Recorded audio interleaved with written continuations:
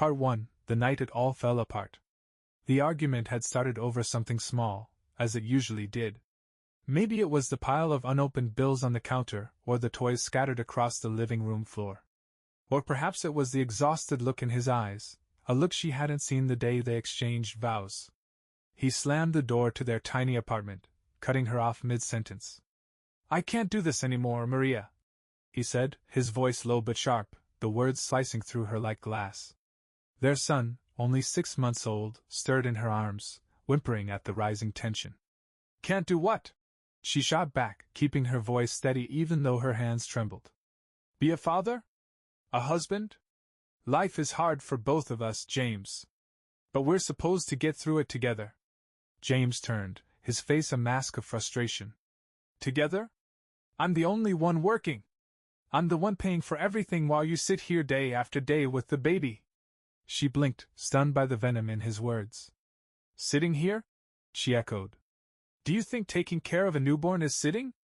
I haven't slept in months. I'm doing everything I can to keep us afloat." "Not enough," he interrupted. "It's not enough." And just like that, it was over. He grabbed his keys, muttered something about needing space, and left. The sound of the door slamming shut reverberated through the small apartment, leaving a hollow silence in its wake. Maria stood there, frozen, her baby now fully awake and crying against her chest. She rocked him gently, tears slipping down her cheeks as she tried to process what had just happened. The apartment, once cramped with the chaos of their small family, suddenly felt cavernous and empty. Hours later, when he still hadn't come back, she called his phone. No answer. She sent texts, short, desperate messages, asking him to come home, to talk, to not leave them like this. The only reply came at dawn, a curt message that sealed her fate. "You need to leave. I'll send money for the baby, but I can't do this anymore." For a moment, the room seemed to tilt. She clutched the edge of the kitchen counter to steady herself, her breath coming in shallow gasps. Her husband, no, her ex-husband, had made his decision. And now, she had to make hers. Maria packed what she could fit into a single duffel bag, a few clothes for herself, diapers, a can of formula, and a worn-out blanket her son had been swaddled in since birth. The rest didn't matter. What mattered was getting out of that apartment before her resolve crumbled, and she let the weight of betrayal drag her down. As the morning sun broke through the grimy windows, Maria looked around the place they had once called home. The mismatched furniture they picked out together, the wedding photo still hanging crookedly on the wall, the chipped coffee mug he used every morning, it all seemed like relics of a life that no longer belonged to her. She stepped outside with her baby strapped to her chest, the duffel bag slung over one shoulder. The city was already awake, indifferent to her unraveling. Cars honked, people bustled down the sidewalks, and the world moved on as if her life hadn't just shattered. Maria walked aimlessly at first, her feet carrying her through familiar streets while her mind raced. Where could she go? Her parents lived 3 states away, and she didn't have the money for a bus ticket. Friends? She had drifted apart from most of them during the whirlwind of marriage and motherhood. As the hours passed, her son began to fuss, his cries breaking through her days. She stopped at a park bench, feeding him with a bottle of formula while she tried to calm her racing thoughts. "You can't just sit here," she muttered to herself, brushing a strand of hair from her face. She glanced at the baby in her arms, his tiny fingers curling around hers. "We need a plan." That's when her grandmother's words came back to her, whispered from the past like a bomb on an open wound. Sometimes you have to build something with your own hands to prove you can. At the time, Maria had rolled her eyes at the advice. She was a teenager then, dreaming of a life far removed from her grandmother's hardscrabble existence. But now, those words took on a new weight, a new meaning. She didn't know how she was going to do it, but she knew one thing for sure: she was going to build a life for herself and her son. With her own hands, if that's what it took. As she stood up from the bench, cradling her baby close, the faintest flicker of determination ignited in her chest. It wasn't much, but it was enough to take the first step. Part 2. The Empty Plot. By the time Maria reached the edge of town, the weight of her duffel bag and her baby had left her shoulders and arms aching. She stopped at a dusty roadside to catch her breath, staring out at a patch of overgrown weeds and wildflowers surrounded by a sagging wooden fence. It was a forgotten place, unremarkable except for one thing: she knew it was hers, or could be. Years ago, when her uncle still visited for Christmas dinners, he bragged about the land he bought but never used. "Just an empty lot," he'd said, puffing on his cigar. "But one day, I'll build something on it." Of course, he never did. Now the lot was abandoned, just like everything else in her life seemed to be. She didn't have keys to his place or a car to drive over and ask for permission, but she knew her uncle well enough to bet he wouldn't care. As long as she wasn't calling him for money, he'd probably let her camp there forever without a second thought. Maria pushed open the creaky gate and stepped onto the land, the weeds crunching under her sneakers. Her son babbled from his carrier, his little hands reaching out as if to grab the sunlight filtering through the trees. She stood in the middle of the lot and turned in a slow circle, trying to see it not as it was but as it could be. The lot wasn't big, maybe enough room for a small house and a bit of yard, but to Maria, it looked enormous. It felt strange to stand on a piece of earth that might, with enough work, belong to her. She dropped her bag, set her son down on the blanket she always carried, and crouched beside him. "What do you think, little man?" she asked, brushing a blade of grass from his chubby hand. "Could we make this work?" The baby gurgled, his answer more optimistic than she felt. She hadn't built anything in her life besides the occasional piece of IKEA furniture, and even those projects had ended in frustration. But the land had potential, and she had desperation, which she figured might count for something. The first step was clearing it. She spent the rest of the day pulling weeds, sweating under the midday sun as she tried to carve out a space she could imagine living in. She worked with her bare hands, her nails caked with dirt, stopping only to feed or comfort her son. By evening, her muscles ached, and the calluses on her palms stung, but she had cleared a small patch of ground. She collapsed onto the blanket beside her son, her chest rising and falling as she stared at the pink and orange sky. It wasn't much, just a strip of dirt in a sea of weeds, but it was the first thing she'd done for herself in what felt like years. As night fell, the air turned cool, and Maria realized she hadn't thought about where they would sleep. She pulled out the thin blanket she'd brought and wrapped it around them, curling her body around her baby as they lay under the stars.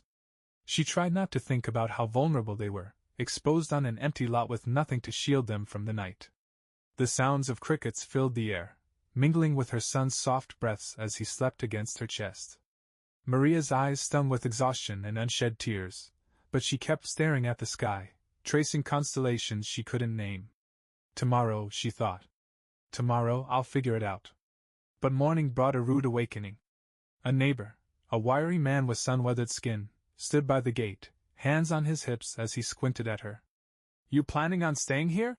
he asked, his tone halfway between curiosity and suspicion. Maria scrambled to her feet, pulling her son close. I'm working on something," she stammered.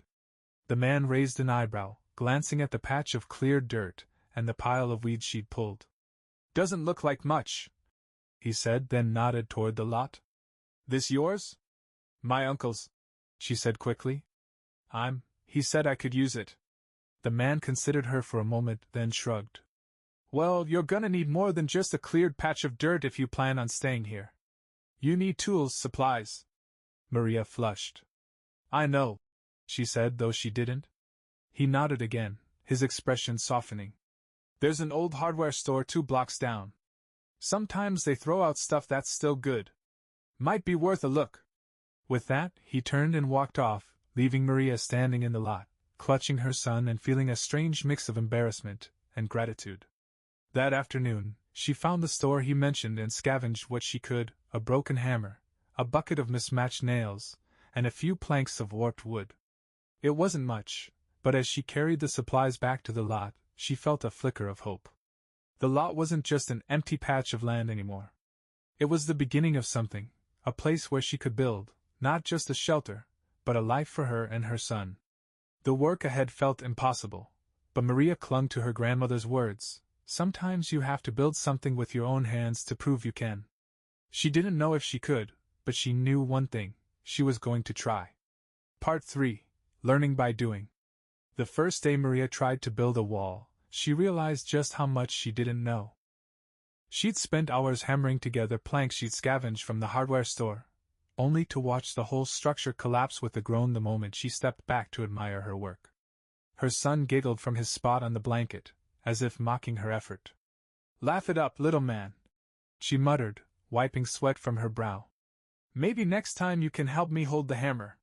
Frustration bubbled under her skin, but Maria refused to let it win. If she could get through sleepless nights and endless diapers, she could figure out how to make a wall stand. The next morning, she tried again.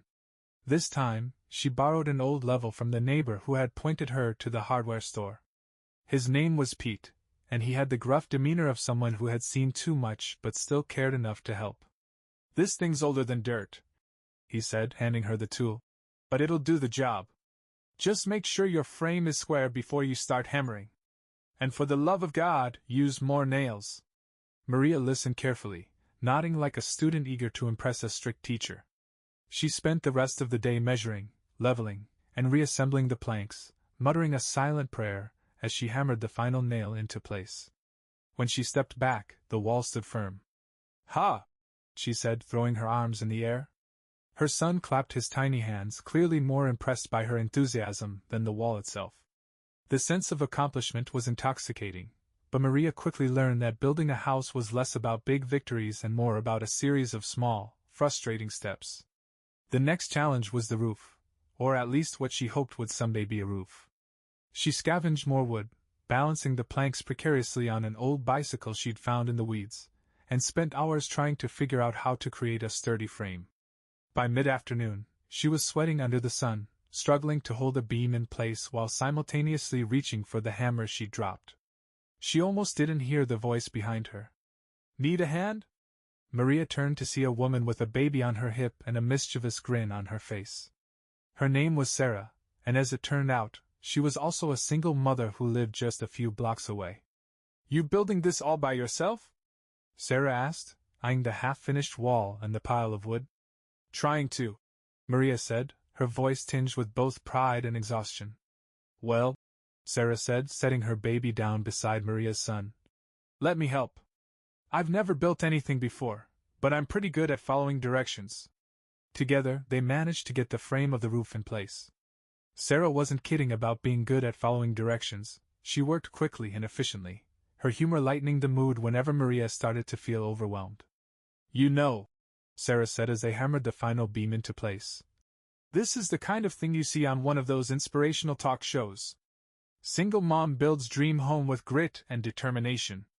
They'll probably send a camera crew out here one day." Maria laughed, the sound surprising even herself. "Let's just get it finished first," she said. As the weeks went on, Maria's little lot began to transform. Pete came by almost daily, offering tips and tools from his seemingly endless supply of odds and ends. "Found this old saw in my garage," he said one morning, handing it to her like a prized artifact. "Might make things a bit easier." Other neighbors started stopping by too. A retired teacher named Rosa brought over sandwiches one afternoon, staying to help sand down some of the rougher planks. "You've got the whole block rooting for you," she said, her eyes crinkling with a kind smile. Maria wasn't just building a house, she was building a community. One day, Mark, a local handyman, showed up with a toolbox and a no-nonsense attitude. "You're gonna need plumbing," he said, as if it were the most obvious thing in the world. "Lucky for you, I know how to install it. Unlucky for you, it's gonna be a mess." He wasn't kidding. The next few days were a blur of mud, pipes, and trial-and-error disasters that left Maria questioning her sanity. But by the end of it, she had running water, something that felt like a miracle. The house wasn't much yet, just a skeleton of walls and beams, but it was starting to feel real. Each day brought new challenges, from figuring out insulation to scavenging enough material to piece together a door. But Maria wasn't alone anymore. Every nail, every beam, every awkward, lopsided feature of the house carried the fingerprints of the people who had helped her. It wasn't perfect, far from it, but it was hers. One evening, as the sun dipped low and bathed the lot in golden light, Maria stood in the frame of what would soon be her front door. Her son was crawling in the dirt beside her, babbling happily as Sarah's kids chased each other around the yard. Pete sat on a lawn chair, sipping a beer and grumbling about the state of modern construction, while Mark and Rosa argued about where to hang the kitchen shelves. Maria looked at the scene and felt a lump rise in her throat.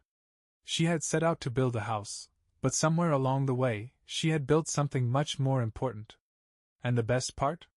They were just getting started. Part 4: A Growing Community. The sound of Maria's hammer echoed across the lot one crisp morning as she balanced on a makeshift ladder, securing a beam for the porch roof. Sweat trickled down her temple despite the cool air, and frustration gnawed at her, until a familiar voice called out. "Need a hand?" Maria turned to see Rosa, the retired teacher, standing by the gate with a basket of muffins. Beside her stood a wiry young man. "This is my nephew Eric," Rosa said. "He's got a strong back and could use something productive to do." Eric shrugged, his face flushed with reluctance, but within minutes he was hauling planks and securing beams like a pro. Together they finished the porch frame, the first part of the house that felt solid and real. As the weeks passed, the neighborhood began to rally around Maria's project. Pete, the gruff neighbor, brought her tools and endless advice, while Sarah and her kids arrived regularly with salvaged items like a worn picnic table that quickly became the center of activity. Rosa planted wildflowers in the freshly leveled yard, and even Luis, a landscaper, volunteered his crew to clear the weeds and prep the soil. One day, a young reporter showed up, having heard about the single mom building her dream house. Though hesitant, Maria agreed to share her story. The article ran a week later, featuring Maria smiling proudly with her son in front of her half-built home. Offers of help poured in, supplies, tools, and encouragement from strangers who saw in her story the power of resilience and community. One evening, as Maria sat on the newly finished porch, watching the kids play among the blooming wildflowers, she looked out over the lot that had become a home, not just for her, but for everyone who had helped build it. And in that moment she realized this wasn't just a house. It was a symbol of everything they had built together. Part 5: The First Night. The house wasn't perfect, far from it. The walls leaned slightly where she hadn't squared them properly, the windows rattled in their uneven frames, and the door scraped the floor when it opened. But it stood tall, defying every doubt and obstacle Maria had faced since the night she stepped onto that empty lot. As the last light of day faded into twilight, Maria stood at the threshold of her nearly completed home, holding her son in one arm and resting her other hand on the rough wooden doorframe. It smelled of sawdust and fresh paint, and she couldn't help but feel a strange mix of exhaustion and triumph. "It's not much, little man," she whispered to her son, who reached out to touch her face. "But it's ours." The community had gathered earlier to celebrate. Rosa brought sandwiches, Pete grilled hot dogs on a makeshift barbecue, and Sarah's kids ran through the wildflowers, their laughter filling the air. Luis even brought a few shrubs to plant near the porch, giving the place a touch of life and permanence. They toasted Maria with mismatched cups of soda and iced tea, their voices loud with praise and laughter. As the sun dipped below the horizon, everyone trickled away, leaving Maria to spend her first night alone with her son in their new home. Inside, the house was still sparse. The floor was a mix of plywood and patched boards, and her furniture consisted of a salvaged mattress and a second-hand crib she'd found at a thrift store. The kitchen shelves were just planks of wood balanced on cinder blocks, and the single bulb dangling from the ceiling cast a faint yellow glow. Maria spread out a blanket on the floor in the main room, cradling her son as she sat down and leaned against the freshly painted wall. The room was quiet, save for the occasional creak of the house settling and the distant chirp of crickets. The silence was unsettling at first. For months, her life had been filled with the clatter of tools, the hum of voices, and the constant presence of people. Now, it was just her and the baby, the weight of their journey settling over her like a heavy quilt. Her son babbled, his tiny hands tugging at her hair. She smiled and kissed his forehead. "You're too little to know, but this is where everything changes," she said, her voice soft and full of emotion. "This is where we start over." Lying back on the blanket, Maria stared at the ceiling. The imperfections in the paint didn't bother her. They felt like the marks of her hard work, proof of what she'd accomplished. She thought about the stormy night her husband had left, the tears she'd cried, and the overwhelming fear of not knowing how she would survive. Now she had a home, not just a shelter, but a place she had built with her own two hands. Every nail she'd hammered, every board she'd sanded, Every misstep and correction was part of the story etched into these walls. As the baby drifted off to sleep beside her, Maria allowed herself a rare moment of pride. She ran her hand over the rough wood floor, feeling the grooves and imperfections beneath her fingers. It wasn't just wood, it was resilience, determination, and hope, all pieced together into something solid and lasting. Her thoughts drifted to the people who had helped her get here. Rose's warm encouragement, Pete's endless knowledge, Sarah's humor and determination, they had become more than neighbors. They were family now, bound together by something much stronger than blood. But as proud as she was of what she'd built, Maria knew this was just the beginning. There were still leaks to fix, furniture to find, and dreams to chase. She wasn't done yet, not by a long shot. As she lay there in the quiet stillness of her first night, Maria closed her eyes and felt a sense of peace she hadn't known in years. Tomorrow would bring new challenges, but for the first time, she felt ready. And as she drifted into sleep, her baby's steady breaths beside her, the last thought that crossed her mind was simple and true. We're home. Part 6. Building more than a house. Weeks turned into months, and Maria's small house slowly evolved from a scrappy shelter into a home filled with life, laughter, and a touch of chaos. The creaky floors still groaned underfoot, and the windows weren't perfectly sealed, but none of that mattered. What made the house special was the people who had helped build it, and the community it had created. It started with little things. Sarah brought over a chipped ceramic vase she'd found at a flea market, and together they filled it with wild flowers from the yard. Pete showed up one afternoon with a coat of leftover paint from his garage, insisting they spruce up the porch. "Doesn't matter if it's not perfect," he said, waving a paintbrush like a sword. "Perfect's boring." Maria began hosting impromptu dinners on the porch. They were simple affairs, spaghetti with store-brand sauce or sandwiches made with whatever she could scrounge up, but they always ended with the group sitting under the stars, sharing stories and laughter. The picnic table Sarah had brought became a gathering spot for everyone, from Rose's poetry recitals to Pete's grumbling monologues about the good old days. One evening, Rosa suggested starting a small garden in the yard. "You've got the space," she said, pointing to a sunny patch near the wildflowers. "And I can teach you a thing or two about growing vegetables." Maria hesitated. "I've never grown anything in my life," she admitted. "That's the beauty of it," Rosa said with a smile. "You learn as you go. Kind of like building this house." With Rosa's guidance and a bit of trial and error, the garden began to take shape. The kids loved helping, digging in the dirt and planting seeds. Maria's son wasn't much help. His main contribution was smearing mud on his face, but his laughter made the effort worthwhile. By summer, the garden was flourishing, bursting with tomatoes, zucchini, and herbs. The small successes inspired something bigger. Sarah suggested starting a support group for single parents, and Maria jumped at the idea. They called it the Rebuilders, a nod to their shared determination to rebuild their lives piece by piece. They hosted the first meeting on the porch, and to their surprise, nearly a dozen people showed up. The group became a lifeline for many in the community. They shared tips on budgeting, swapped childcare, and even taught practical skills like basic carpentry and plumbing. Maria found herself teaching others how to use a hammer and level, skills she never imagined she'd master. One afternoon, while helping a woman repair a broken chair, Maria paused and looked around. The yard was alive with activity. Sarah was explaining gardening techniques to a couple of new members, Pete was showing a young dad how to use a saw, and Rosa was reading to the kids under the shade of a tree. It struck Maria how much had changed, not just in her life, but in the lives of everyone who had joined her. The little house on the lot had become more than a home. It was a symbol of what people could accomplish when they came together.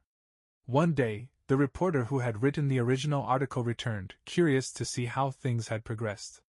When she stepped onto the porch, her jaw dropped. "This is amazing," she said, gesturing to the garden, the group of people chatting around the picnic table, and the kids chasing each other through the yard. "You've created something incredible here." Maria smiled, brushing a strand of hair from her face. "I didn't do it alone," she said, looking around at the friends and neighbors who had become her family. The reporter wrote a follow-up story, and this time, it gained national attention. Donations started pouring in, along with offers of help from all over the country. Someone even donated a playset for the kids, which Eric and Pete spent an entire weekend assembling. As the house grew stronger, so did Maria. She enrolled in night classes at a local community college, studying construction management. "If I'm going to build houses," she told Sarah one evening, "I might as well get good at it." By fall, Maria's little lot had transformed into a hub of activity. The once empty land was now bursting with life, a thriving garden, a sturdy home, and a community of people who supported one another through every challenge.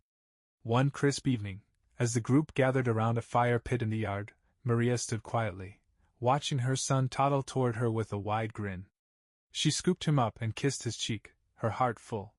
"This is only the beginning," she said to Sarah, who stood beside her. Sarah grinned. "What's next? Another house?" Maria laughed. "Maybe. But for now, I'm just happy to see what we've built together." And as the fire crackled and the voices of her friends and neighbors filled the air, Maria realized that her grandmother had been right all along.